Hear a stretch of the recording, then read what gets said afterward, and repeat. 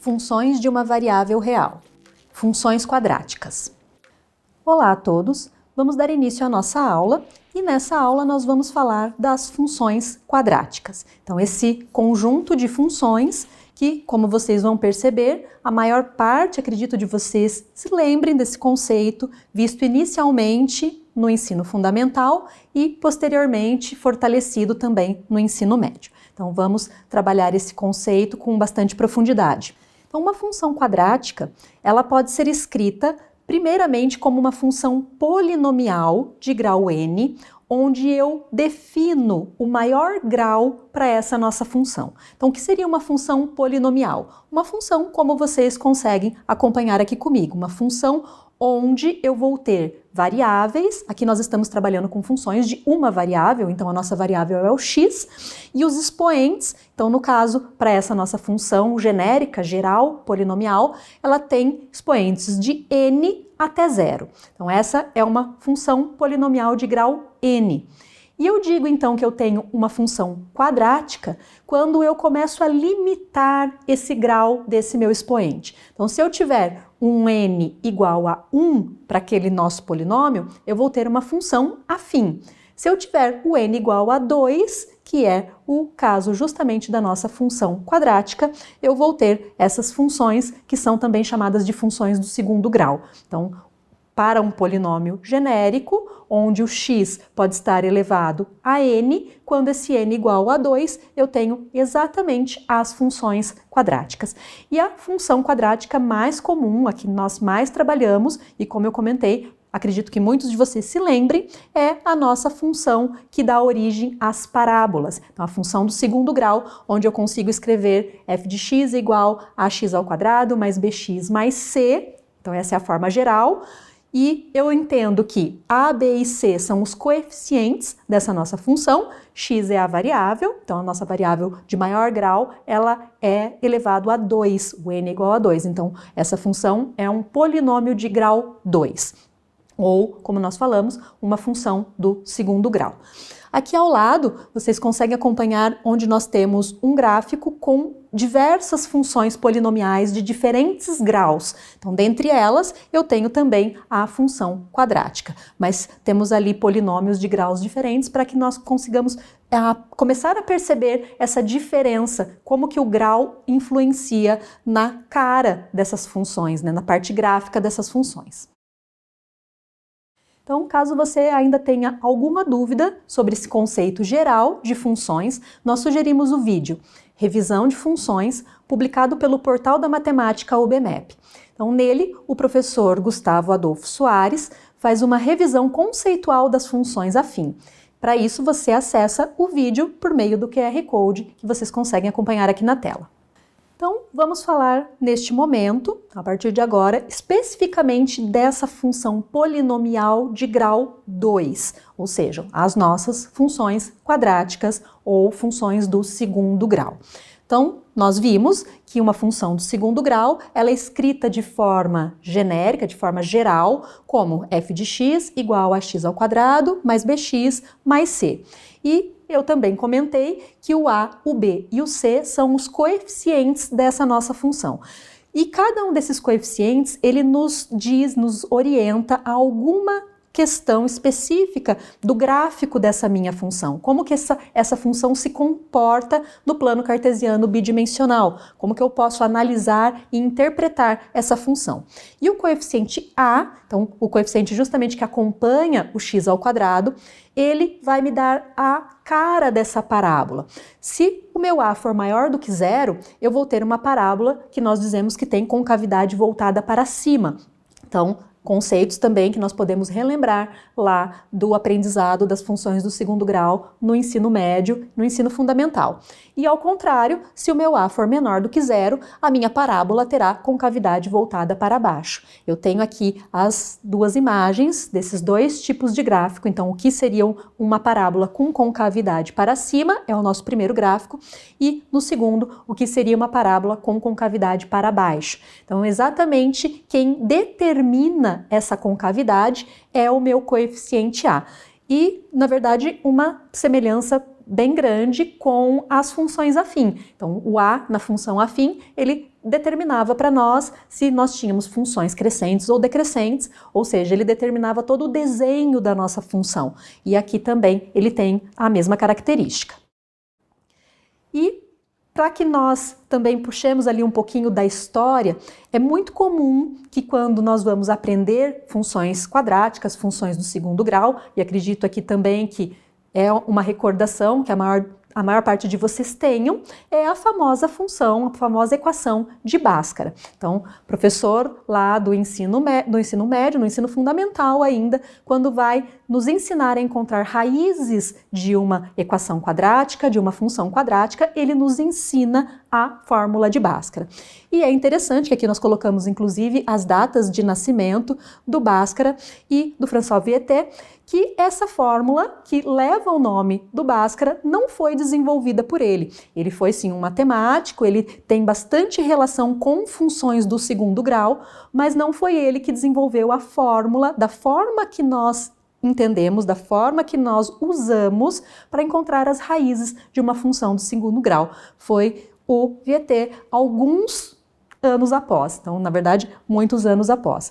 E essa característica da fórmula em encontrar raízes da função também continuou sendo estudada por outros matemáticos e, na verdade, as do segundo grau, hoje em dia, na verdade, nós temos bastante ferramentas já para trabalhar com elas, mas equações com esse formato e com graus diferentes foram também estudadas pelo matemático Pell. Então, nós temos bastante estudo em cima de funções de graus variados, mas esses matemáticos, eles influenciaram bastante no estudo das funções do segundo grau.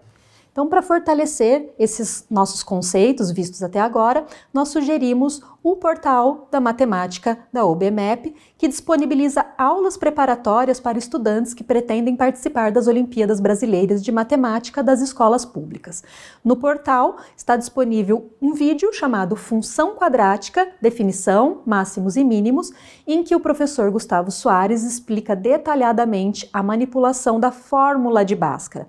Então, nesse vídeo, o professor ele explica como nós chegamos na fórmula de Bhaskara através de todo o desenvolvimento algébrico. E aqui, como eu já chamei aqui várias vezes durante a aula, e acredito que a maior parte de vocês recordem dessa expressão, essas fórmulas, eu tenho a nossa fórmula de Bhaskara. Então, eu tenho ela de forma geral, onde eu coloco x é igual a menos b mais ou menos raiz quadrada de b ao quadrado menos 4ac, e depois eu retiro esse trecho e eu chamo isso de discriminante, ou de delta, e essa expressão, essa é a parte do numerador, e no numerador eu ainda tenho 2 vezes a. Então, essa é a nossa fórmula conhecida como fórmula de Bhaskara. Alguns autores hoje em dia têm chamado essa expressão de fórmula de resolução para equações do segundo grau, ou fórmula de resolução para funções do segundo grau, e já não tem trazido, inclusive, mais o nome do Bhaskara vinculado a ela, até pelo que eu acabei de comentar com vocês, né? A história nos diz que não foi exatamente o Bhaskara que desenvolveu ela com essa cara, com esse formato. E para encontrar as raízes, então eu preciso separar isso em 2 expressões, porque aquele sinal de mais ou menos, dessa forma que eu estou lendo, então ele me dá uma expressão onde eu uso apenas o mais e uma outra onde eu uso apenas o menos.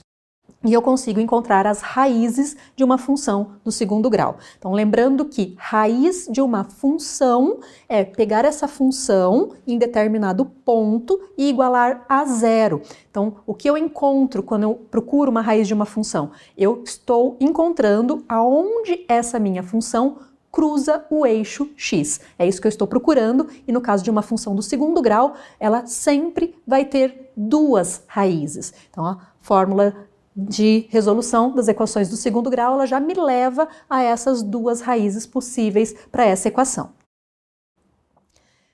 Então, para que a gente entenda um pouco mais sobre as funções do segundo grau e como resolver essas funções, então como encontrar essas raízes, como analisar o gráfico dessas funções a partir do a e a partir também do discriminante dessa função, nós vamos ver um pouco mais de detalhes todos esses cálculos e exemplificar também esses cálculos. Então aqui nós vamos agora analisar o discriminante dessas nossas funções do segundo grau, ou seja, aquele delta que nós vimos que pode ser calculado através de b ao quadrado menos 4 vezes a vezes c, certo? Lembrando que, só para nós recordarmos aqui, o a, o b e o c são extraídos ali diretamente da equação do segundo grau. Então, quando eu calculo esse valor para o discriminante, esse valor para o delta, e eu encontro valores maiores do que zero, que são esses dois casos dos dois gráficos, o que eu posso afirmar sobre a minha função? Eu posso afirmar que eu vou ter duas raízes reais e diferentes. Então, aqui nesse primeiro gráfico, onde estariam essas raízes? Exatamente onde a função, então aqui seria a minha função, onde ela cruza o eixo x, então onde ela intercepta o eixo x. No segundo gráfico, eu tenho a mesma coisa. Em vermelho aqui eu tenho a minha função e aqui onde ela intercepta o eixo x, eu tenho as raízes. Eu posso inclusive chamar aqui essa raiz de x1, essa aqui de x2, aqui no outro gráfico eu poderia fazer a mesma coisa. Então, qual a diferença nesses dois gráficos para justamente determinar se eu tenho uma parábola com concavidade para cima ou para baixo? Quem dá para mim essa diferença, quem informa para mim essa diferença é o valor de A. Então, se o delta for maior do que zero e o A também for maior do que zero, ou seja, valores positivos, eu vou ter parábolas com essa característica, com essa referência. Então, uma parábola que cruza o eixo x exatamente em 2 pontos e tem concavidade voltada para cima. E se o meu delta é maior do que zero, então continuo com valores positivos para o delta, mas o meu A é menor do que zero, então é o segundo caso aqui do nosso gráfico, eu vou ter as duas raízes, mas a parábola vai ter concavidade voltada para baixo. Então, como nós falamos, quem determina a concavidade é o valor de A e quem determina, então, a quantidade de raízes reais e, nesse caso, diferentes, e aqui não a quantidade, né, porque a quantidade vai ser sempre igual a 2, mas para elas serem diferentes, vai ser o nosso delta maior do que zero. Então, essa segunda imagem me traz justamente parábolas onde eu tenho a minha função f, que é o gráfico aqui em vermelho, interceptando o eixo x em apenas um ponto. Então, nos dois casos, eu tenho um único ponto de interseção aqui nessas duas funções. O que significa isso? Significa que eu tenho duas raízes reais e iguais. Certo? Eu continuo tendo duas raízes, como eu falei, toda função do segundo grau terá duas raízes, só que nesse caso elas são iguais. E onde eu consigo encontrar isso? Então, que cálculo que eu faço para encontrar exatamente esse valor? Quando eu calculo o discriminante, e o discriminante é exatamente igual a zero. Então, quando eu faço lá o cálculo do b ao quadrado menos 4 vezes a vezes c, e o resultado que eu encontro com isso é o zero, certo? Então, quando isso acontece, eu sei que eu terei duas raízes reais e iguais. E a concavidade, então, a mesma ideia que nós usamos nos gráficos anteriores, se o A for maior do que zero, concavidade para cima, e se o A for menor do que zero, concavidade para baixo. Então, eu tenho esses dois casos de gráficos de funções do segundo grau. E aqui a última análise que nós vamos fazer é para o discriminante menor do que zero. Então, quando eu calculo o b ao quadrado menos 4 vezes a vezes c e encontro um número, um valor menor do que zero, isso me diz que essa função do segundo grau possui duas raízes complexas. Então, elas não são raízes reais. E se elas não são raízes reais, isso significa que o meu gráfico, a minha parábola, ela não intercepta o eixo x. Então, observe que nas duas imagens eu tenho aqui a função, então, nessa primeira imagem, no primeiro gráfico, a minha função está acima do eixo x e na segunda imagem a minha função está abaixo do eixo x. Então elas não interceptam o eixo. Por quê? Porque ao interceptar, eu estou dizendo que eu encontrei raízes reais. E nesse caso, eu não tenho raízes reais para essa nossa função. Elas são complexas, que é justamente a questão de cair em valores do conjunto dos números complexos onde eu tenho eixo real e eixo imaginário. Nesse caso, as nossas raízes elas estão nessa junção de eixo real com eixo imaginário. É isso que eu encontro aqui.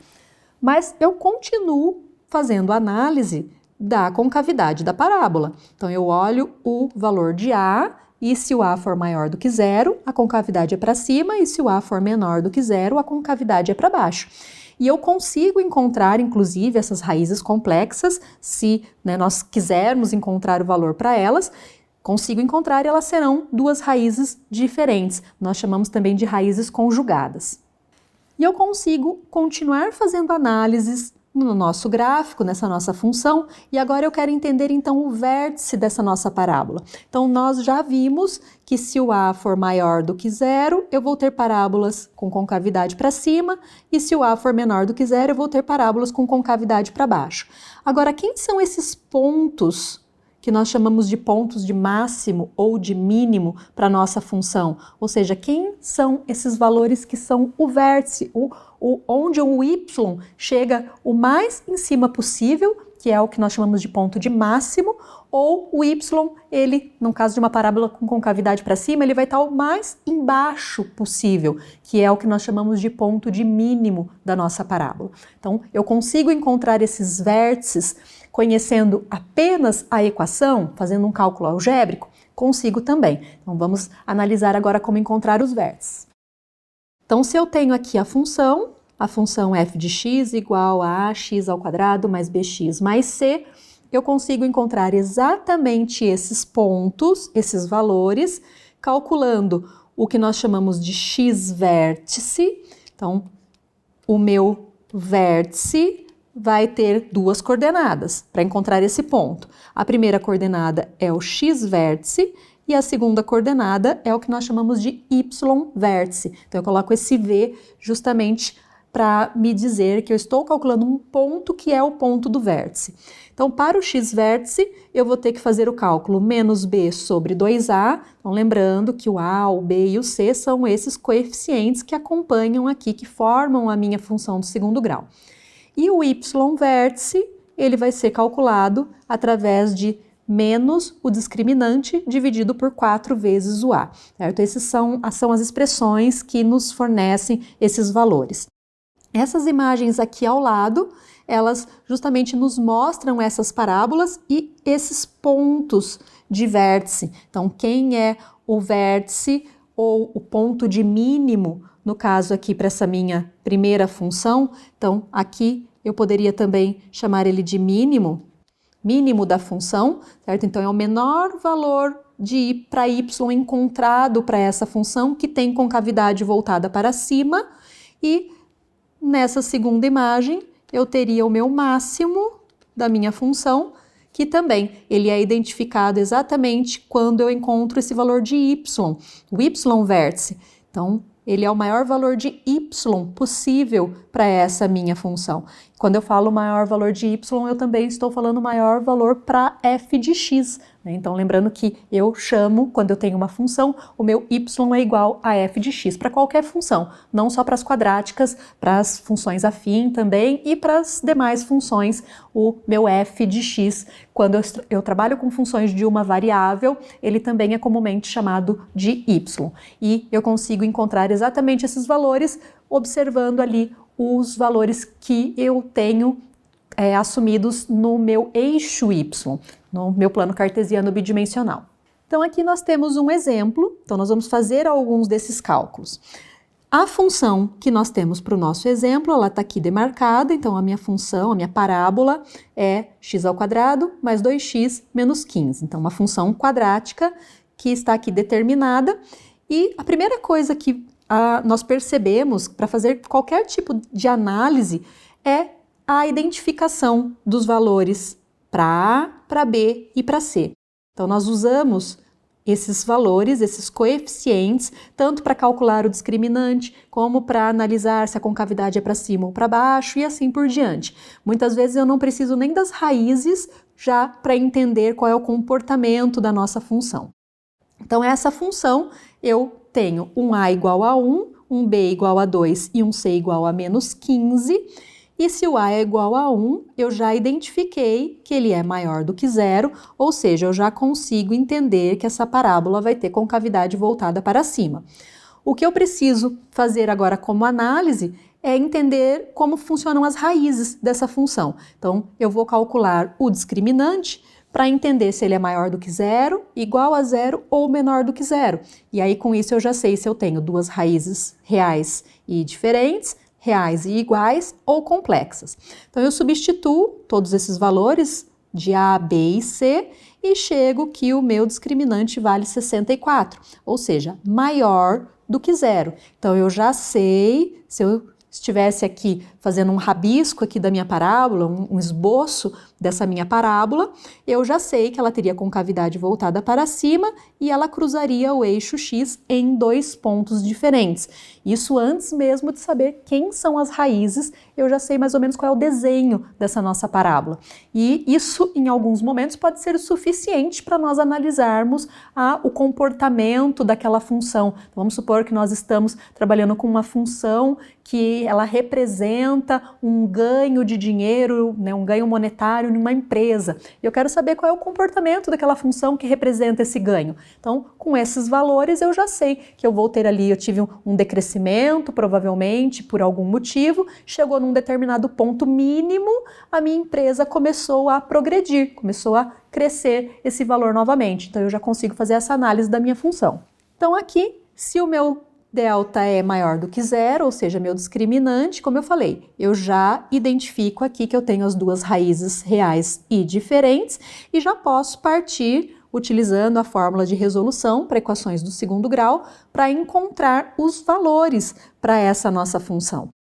E eu posso usar, então, a fórmula resolutiva, mas eu posso usar algumas outras técnicas. Então, alunos que dominarem, por exemplo, utilizar soma e produto para calcular equações do segundo grau. Então, eu entendo que as raízes multiplicadas, elas dão um valor, elas somadas, elas dão outro valor e através desse resultado eu consigo encontrar diretamente as raízes, eu posso utilizar também. Então, aqui nós temos justamente ela resolvida, então é a mesma função, né? Ela está aqui, nós substituímos os valores para A, B e C e encontramos as raízes dessa função. Então, x1 é igual a 3 e x2 é igual a menos 5. E, neste momento, então, eu já teria para o gráfico dessa minha função várias informações, como eu falei, então eu já sei a concavidade, eu já sei exatamente os pontos onde essa função cruza o eixo X, ou seja, intercepta o eixo X. Essa imagem que vocês acompanham aqui ao lado é uma imagem que foi desenhada através do GeoGebra Online. Então, eu posso usar essa ferramenta computacional para me auxiliar a entender o comportamento da função. Eu consigo não só visualizar o gráfico da função, como também calcular as raízes dessa função. Ele aqui já fez automaticamente também, já calculou para mim o valor do extremo dessa função. Então, o GeoGebra chama de extremo da função o nosso ponto do vértice, que aqui no caso é o ponto de mínimo dessa minha função. Então, para saber mais sobre as funções e equações do segundo grau e polinomiais, nós sugerimos alguns materiais da plataforma da Khan Academy, que é uma plataforma riquíssima em conteúdos de matemática. Então, especificamente sobre esse conteúdo, nós sugerimos os materiais que tratam as equações e funções do segundo grau e um segundo material que trata as expressões, equações e funções polinomiais. Então, vocês conseguem acessar esses materiais através dos QR Codes que vocês acompanham na tela. Então, concluindo essa nossa aula, nós tratamos os casos específicos de equações do segundo grau. Então, nós vimos a forma geral de uma equação do segundo grau, nós falamos do cálculo das raízes de funções do segundo grau, que parte diretamente das equações do segundo grau. Nós analisamos os discriminantes, então como que eu interpreto aquele delta, que são os discriminantes dessas funções, e também fizemos uma análise detalhada da concavidade dessas funções, que está diretamente ligado ao valor de a, que acompanha a nossa variável ao quadrado. Então, muito obrigado a todos e bons estudos!